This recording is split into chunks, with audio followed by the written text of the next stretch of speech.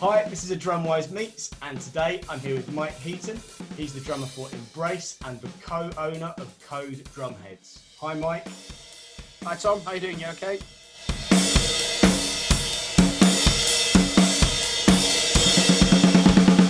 My first question today is, what age did you get into drums, and what bands or artists inspired you when you first started? I started playing the drums at 11 years old. At the time, I was very much, it was at the tail end of the sort of first lot of punk bands, the Pistols, Clash, all that sort of thing. And I was a massive Sex Pistols fan.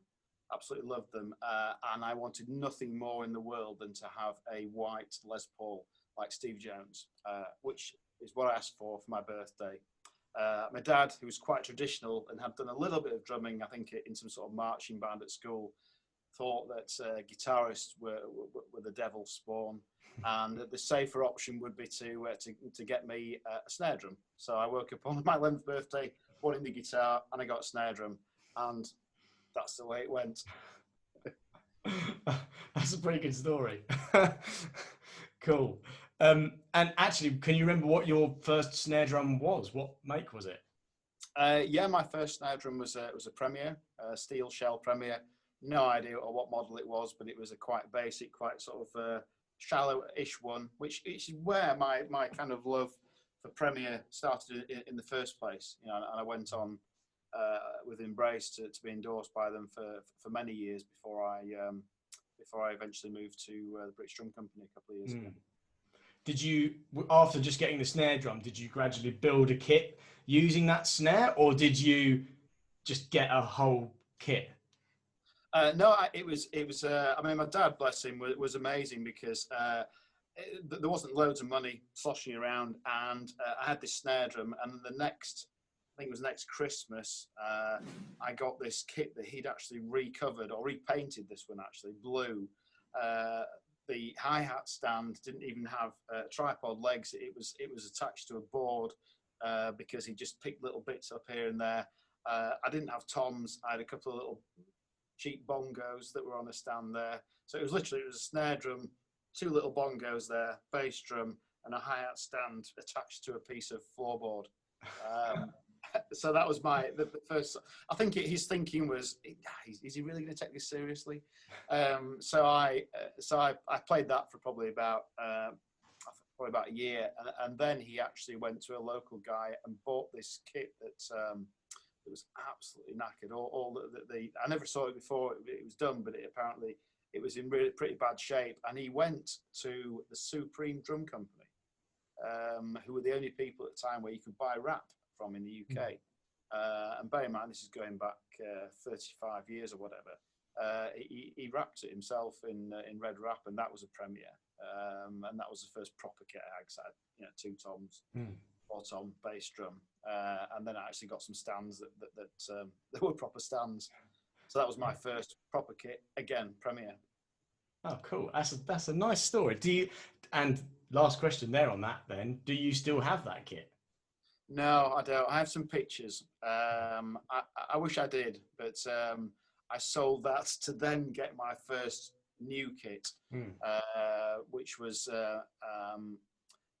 unfortunately courtesy of one of my grandparents dying. Shouldn't laugh really, but you know, it was great because then I bought my first new kit when I was 16 or 17, I think, and that was a Premier APK. Again, you can see a theme developing through the types of drums I had, although it changes after that kit. I had an APK as well. Yeah. Great kit. It's great. And now, actually, you said about British Drum Company. So talk to us about what you use these days when you're gigging. Well, after the Premier, actually. It's a really bad story. My granddad died, and this is. But there was no money to get things, so this is how money sort of came back. It sounds like all my family were dying to get me drum kit, literally dying to get. That's really bad. Anyway, so he passed away, bless him. I left enough, and I got then, which was my absolute dream kit at the time, a Yamaha 9000. a black Yamaha 9000, which I had right up until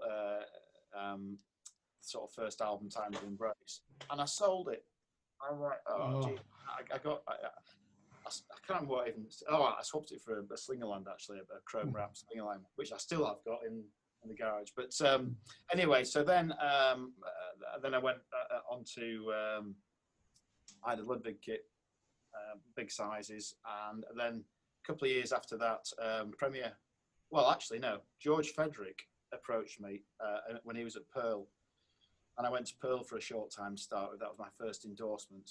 And then he moved to Premier when Pearl were acting like a load of idiots. And then I went to Premier, which is great because it's where I'd started. It's really kind of where I wanted to end up being. And they made a couple of really nice kits for me, 2 or 3 kits, silver sparkle and a red sparkle and a chrome wrap one as well, which I've still got. They're Gen X models. And I was with them, for about 12 years, maybe even longer, 14 years, something like that. And then going back, probably about 3 years now, is it? I was actually over in China at the Music China show with Code Drumheads. We had Code Drumheads. Me and James were over there, sort of, seeing what was available manufacture-wise, and just saw the drums, and I was just like, wow, these are incredible.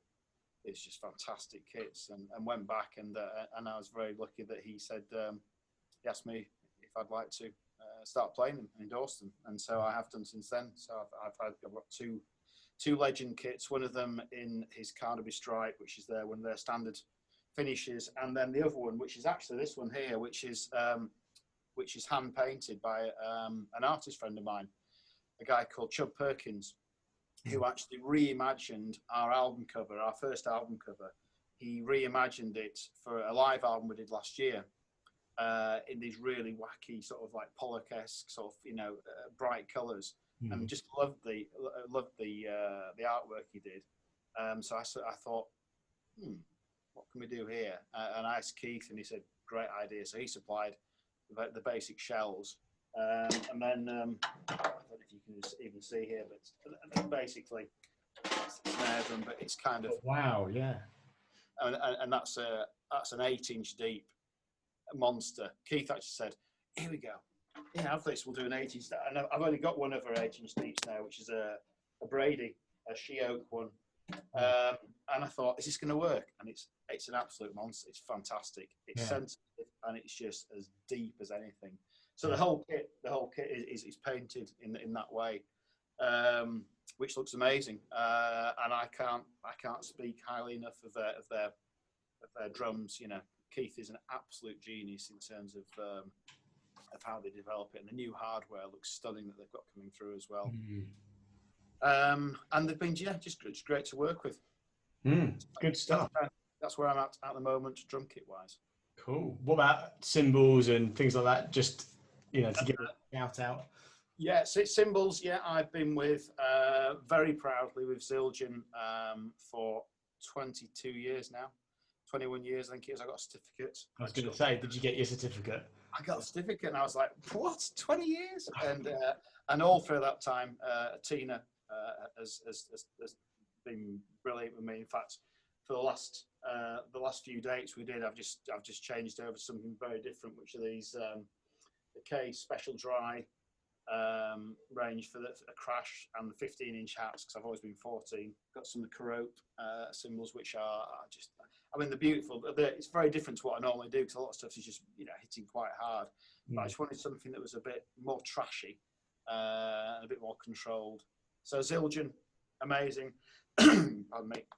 And stick wise, oh, here we go. Got it all going here. So yeah, these fellas, you might have heard of them. Yep. The fellow, I think we've been with Vic Firth again for probably about 15 years. And I've just moved. I've been a 5A guy all that time, and I've just moved to these extreme 5As, which are slightly longer. Okay. And I just love them because I'm quite short, and I just find them better for reaching around the kit. Yeah. Really simple. Yeah. And I'm not on the throne at the moment, but Porter and Davis, Mm. I use their whatever they call it, bass shaker thing. I've used them for, not them, but I've used, you know, thumpers or whatever you want to call them for about 20 years since I went to in-ears. Mm. Just because I just find them so much easier. But the Porter and Davis ones are just Yeah, insane. once you've played it, you can't go back, can you? When you're on ears, it's just incredible. It's crazy. And when I was chatting to them about it, and I said, well, you know, the last one I've had, which were these like spaceship type things that were in cinema chairs. And I said, there's not enough power. And he said, oh, you won't have a problem with that. I said, well, yeah, but will I? Is it going to be okay? And I got the one that's powered by the power amp in the desk and our monitor desk. Mm. And a couple of times we've been at festivals and it's come on too powerful, and Jesus Christ, I've had to literally be shouting and going, you've got to turn this down now because something terrible is going to happen soon. But yeah, they're amazing. So that's kind of what I use. That's the main one anyway. Yeah, good stuff. And oh, by the way, I use Code Drum Heads as well. Yeah, well, actually, maybe maybe now's a good time to talk about that. So, for people that maybe don't know, Mike is a co-owner of Code Drumheads. Just talk to us how that kind of came about and what kind of code means to you, I suppose. So basically, I'll try not to ramble on too much, but it's I've always wanted to be involved in some way in manufacturing some part of a drum kit. And I've thought about going to do these courses on making drums, stuff like that. Never got around to it, obviously. And then a few years ago, a guy called James Potts came to me, and he basically, one night, the story goes, one night, and he's just a part-time drummer. He'll admit that himself. You know, he just did it for a bit of fun, didn't start playing until he was about, maybe late 30s or something. And one, he had a problem with a drum head, and the coating came off, and it was a big company, the biggest company, I say, and he complained, and he didn't get any good response, so he went, oh, look at this. So one night, after a couple of whiskeys, went online and found some manufacturer in China at the time. Got some samples sent over. Didn't brand them, started selling them on eBay, did all right. Then he came up with the name code, and still no range names or anything. And then just started selling them, and he was doing pretty well. He was selling quite a few, and he was like, yeah, this is good, getting some good feedback. And Embrace were one of his favourite bands, so he found me and said, oh, would you mind trying these drum heads and seeing what you think? Pardon me. So I tried them, and at that time I was just moving out of these pubs and venues that I was involved in, and I said, well, I've always wanted to get involved with something like this. I said, why don't we run it together? I'll buy into it and we'll run it together. It's that old thing of I liked it so much I bought the company. But I mean, it was tiny at the time, but the idea was there.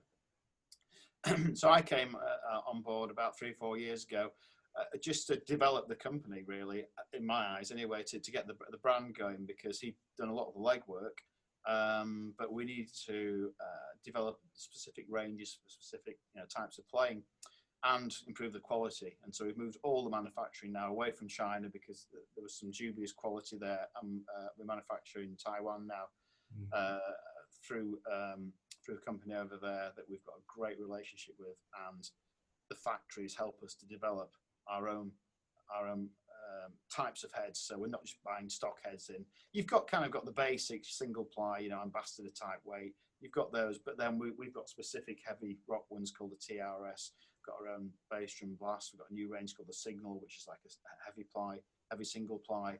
So we've basically developed a whole range of heads that pretty much will suit everyone's playing, I believe.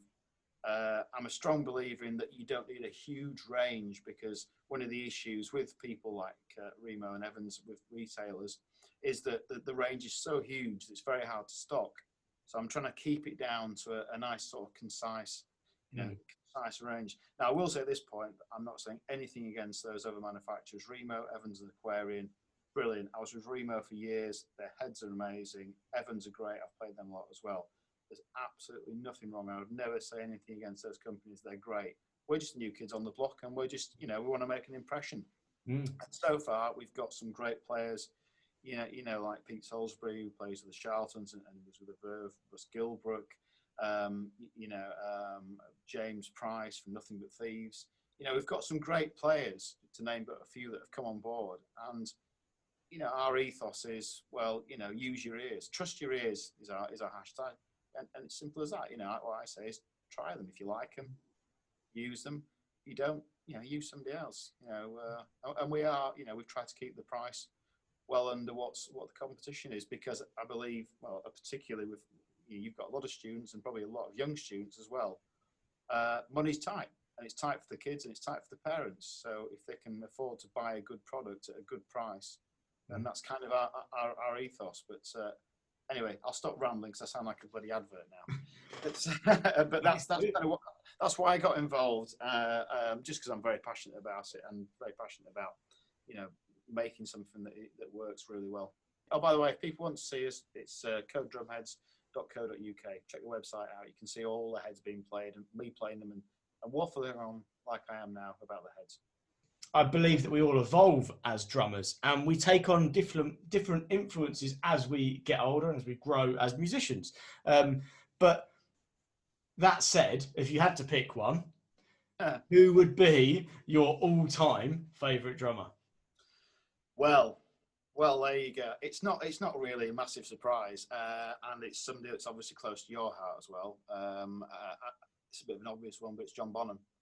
In fact, the other day somebody said, "Who's your favourite drummer?" And I said, "Yeah, John Bonham." And they said, "Oh, so if you got a chance to be in any band and play live, it would be in Led Zeppelin." I said, "No, that's a different question." Yeah, I wouldn't dare to even approach that gig, which I know you play a lot of the stuff. But I said, if I had to be in a band, I would prefer to be Paul Cook and playing the Sex Pistols, because that's more my thing. It's down the line. It's rock. So, but in terms of playing, I know it's an obvious one, but I just think there's just something about John Bonham's playing that you can't quite put your finger on. But every time you hear anything, and if you hear his drums isolated, playing some like "Fool in the Rain" or whatever, and you just listen to it and you go, oh, it's just exquisite. It's got a feel about it. It's got something that just, I don't know. It's hard to explain, but I love him. And I know you said you played in a band that played Purple as well. I'm a big fan of Ian Pace as well. I think Pace, Bonham from that era, I just love their stuff.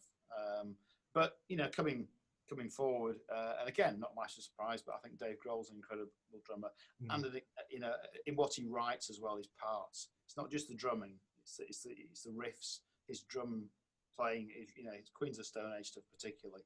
It's like, oh God, that's really unique. So, but yeah, all time, just John Bonham. There it is. So, what's been the highlight of your career so far? I mean, obviously, Embrace have been going for quite a while now, so I imagine there's quite a few career highlights. There've been loads, Tom. I mean, it's a difficult question. I've been in the band now, as you say, quite a while. This year's my 29th year in the band, basically. So it's been a long time. We've had a great, we've been signed for the last 24 years. It took us a long time to get signed. 5 years of just jamming away to get there, which is probably why maybe why we're here now still, because we worked so hard to get where we were in the first place. But highlights wise, well, coincidentally, this weekend it would have been the 50th Glastonbury, and we played on the main stage just before David Bowie in 2000. He's one of my all-time heroes. I thought he was an absolute genius. So that was amazing, because that was the year that everyone broke in, and there were just like people couldn't see further than the people. There were so many people in the fields. So from that point of view, amazing. But then really, we did 2 nights at Millennium Square in Leeds a few years ago, which was our hometown gig, if you like. And then just last year, we did a place called the Peace Hall in Halifax, which is an amazing building in Halifax, an open air thing. And that was incredible as well. 6,000 whatever people there. Just it blows us away because we've been around for a while, and for people to still come and see us and have the reaction they have is just it's just phenomenal. So yeah, there's some of the highlights. I wouldn't like to pick one really.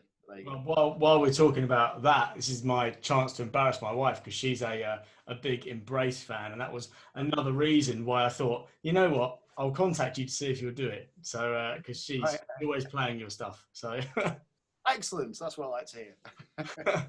And talking about that, career highlights and gigs, obviously we're in a weird situation right now with no gigs really happening, but you've got some gigs lined up, haven't you? Talk to us about what's happening kind of in the not too distant future. Yeah, well, Tom, I mean, we had this year was looking pretty bleak, really, because we were lucky enough to do three sort of big shows just literally the week before lockdown, and then all the festivals that we had planned over the summer have obviously disappeared. But then this came up a couple of weeks ago, and it's the drive-in Live Nation drive-in tour. And we ummed and ahed about it, thinking, well, should we be asking people to come out and maybe be unsafe? But when you looked into it, the way they're doing it is very, very safe because you're in your own car, you're in your own space. You know, it's very well organised. You know, to the point where we're not even allowed to bring guests along. It's just us in and out. You know, and it's, I guess, the reason we decided to do it was it's either that or people don't get to see live music probably this year. So we kind of thought, yeah. And also you've got to bear in mind that all the people in the industry behind us, you know, all the PA people, lighting people, all the crew, for us drum teachers, you know, everything's disappeared. Business has disappeared. And this is a chance for everyone to hopefully get some work and to let people see some live music, albeit in a slightly different, strange way.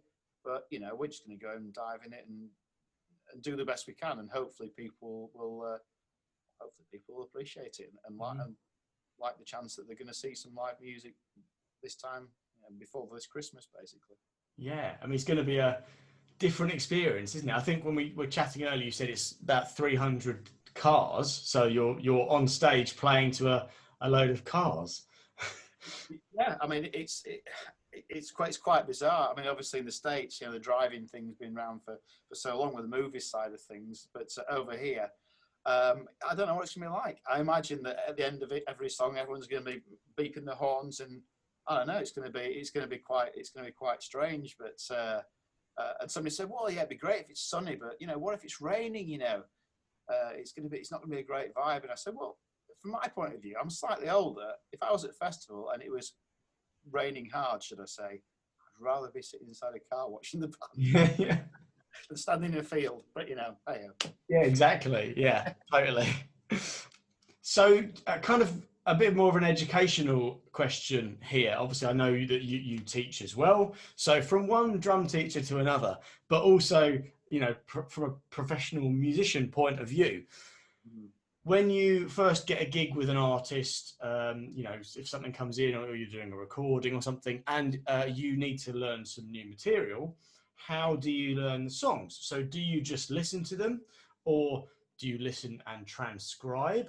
Or has it ever happened where they've gone, here you go, Mike, here's a folder of the entire show, all written out for you, every dot, there you are. Right, if that happened, I'd be running down the road, right? Because I have to be honest, my musical history in terms of playing the drums, it started, I was lazy. And basically, I was really lazy. I picked the sticks up and I managed to be able to play pretty well in quite a short space of time. Got in with bands, took a few lessons when I was 14 or 15 because I thought I was going to be a session musician, and it was very quickly realised that was really hard work. So, but just love playing in bands. So I kind of just taught myself pretty much. And then I got to I got the third album in with Embrace. And I was just thinking, I can't do anything I want to do now. I can do exactly what I need for the band, but a lot of the stuff, like listening to John Bonham and stuff, I can't do. And I've never learned any of the rudiments. Obviously, learn singles and bits of doubles and stuff like that. But I went back, you know, in my 30s to Rich Wilson from Raw Studios, and basically said, you know, we had a bit of a gap in Embrace, and I said, I need to learn this. And I went back and spent 2 years learning all the stuff I should have learned as a teenager, and that's when I started teaching, because you know, my view is it's good because I can say to a lot of the kids I'm teaching, trust me, do this now, because it's really, really hard when you get older to start learning all this stuff. So it was a bit of an interesting journey. So I taught myself to read, and my reading, and I'll say this to my students, it's there enough to teach you what you need to do. But if somebody gave me, you know, a gig's worth of dots, I'd be there for weeks working it out. My reading is nothing, you know, nothing like that. It's good enough to do what I do. And I generally tend to teach people, and I say on my site, which is very outdated now, but I kind of go up to the intermediate level, because my view there is I want to take people from when they're first starting, give them a good grounding. I'll get them to a certain level. After that, that goes to people, I don't know, like yourself or Rich or whatever, to take them to that next level. I don't teach grades. It's all about, for me, just learning a good technique, a good grounding, and really about learning how to play in a band. So as I was saying earlier to you, a lot of the time I will spend, and this is what we do with DrumWise, with our online lessons, I sit next to Rich with the bass on. I'm not an amazing bass player, but I can get by. And I do a lot of playing with the students, because I think it's important that they play with real instruments rather than just backing tracks. It's good playing along to music, obviously we all know it's great, it's how we learned. But just sitting there, you know, I'll teach them a couple of grooves, and I'll go, right, okay, I'll put the bass on with pitch shifters and stuff on, you know, to make it sound like they're in the first band, and we just jam away. And I like that sort of way of doing things. Obviously, I can teach them all the rudiments and, you know, and how they can use it around the kit and stuff. But when they get to the you know, the higher end stuff, yeah, I kind of bow out and say, you know, you can either, and I'm not trying to do anyone out of a job now, you can find a lot of research online, obviously, resource, but we all know that, there's no secret. But if you really want to go and continue right to the high end, then, you know, go and see people who specialise in that, like yourself, and say like Rich Wilson or Steve White or something like that, or Craig Blundell or whatever. You know, but I'm more the sort of getting people going in the right direction kind of guy, and getting people to learn how to play in a band. So that's kind of my real reason for teaching. When you are gigging, have you ever had anything go wrong on stage that you've had to recover from? I've had all the usuals, you know, where you know, you can't hear what the hell's going on, or you drop your sticks. I mean, bizarrely, when we first started touring, Des, who was my first roadie at the time, I mean, it was bonkers. He used to sit next to me all gig with a pair of sticks, because I used to drop them all the time, you know, and I could just pick them up. God knows why they weren't in the bag, but it was insane. We just started touring. But in terms of things going wrong, I don't think I've had anything. I haven't fallen off the stage yet, or fallen asleep, or had an accident, or anything like that. Oh no, I have had an accident. It was in a different way, but this was sort of pre the gig. We went out to we used to do a lot of these things called our secret gigs, where we'd take fans to various weird locations all over the country. And we did one in Palma, actually, out in Spain, and flew some fans out for this really special one. And we went out there. It was a friend had a boat out there. Anyway, we were celebrating, I think, the fourth album out of nothing. We just come back after 3 years, gone to number one, and we had this big celebration. I stupidly got massively drunk and ended up standing in a wine bottle and slashing all the bottom of my foot open. The day before we had a special filmed gig. So for that gig, I had to be absolutely rammed full of painkillers. I had a massive bandage around my foot, and it was on my bass drum. It was on my right foot. I had to play this gig literally. Yeah, so that's probably the worst gig experience I had and it was all filmed as well. The whole thing was filmed, so I couldn't back out. I couldn't just say we can't do this. But that's probably the worst. It was a great gig, but the experience was self-inflicted. Yeah, that's not nice. Oh dear. So What are your hobbies away from drumming? And I ask that because I think, for all of us, drums would have started as a hobby, and we're just lucky that it's become our profession in one way or another. But it's also, some drummers I've spoken to have got some really interesting other hobbies, that gives them a break from drums. But obviously, if drums are the hobby still, then, great. Hobby wise, that's a tricky one, really, because everything I seem to do has something to do with drums. I love just sitting and writing music as well. What I've learned over the last few months to love is walking. Apart from I've done my legging now, but just walking and just exploring my local area has been fantastic. I've lived here since I was born. I've lived in this house since I was born. Actually, I came back after I've been away for 20 years. And I found more areas of interest that I never knew existed, and I've been here 50 years. And it's just been great. Putting my headphones on, listening to new music. That's one thing I love doing, and just walking and having the music wash over you while you. We've been lucky, haven't we, with the weather generally for the last few months, and just out and about walking and doing that. I love TV.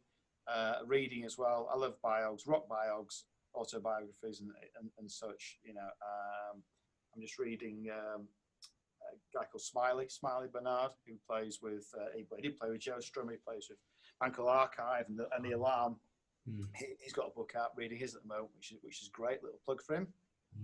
Smiley. So I guess reading. It's all to do with reading and music. I would guess. Used to play squash when I was younger. I've done that for a while. Oh, I'll tell you, I've just remembered which is bizarre. What I have taken up again to some degree, which is very, very stupid, is skateboarding. My daughter has got into skateboarding, and she's 14, and I used to love it as a kid. I used to absolutely love it, and I actually last year I built a skateboard out of some wheels that I still had from when I was 15. And I've been out, I can drop in, a 6-foot ramp now. There you go. Wow, that's a really sensible hobby for a professional drummer. Yeah, well, last year when we were doing it, I was out at the skate park, and my daughter was literally saying, "Dad, haven't you got a festival this weekend? Maybe you should wear a helmet or not drop in there." And she was the one that was holding me back and saying, "Maybe this isn't a brilliant idea." Bear in mind, I'm the same age as Tony Hawk, so there you go. One of the most important questions of this interview now. What's your favourite biscuit? Oh, blimey. I'm quite a biscuit fan.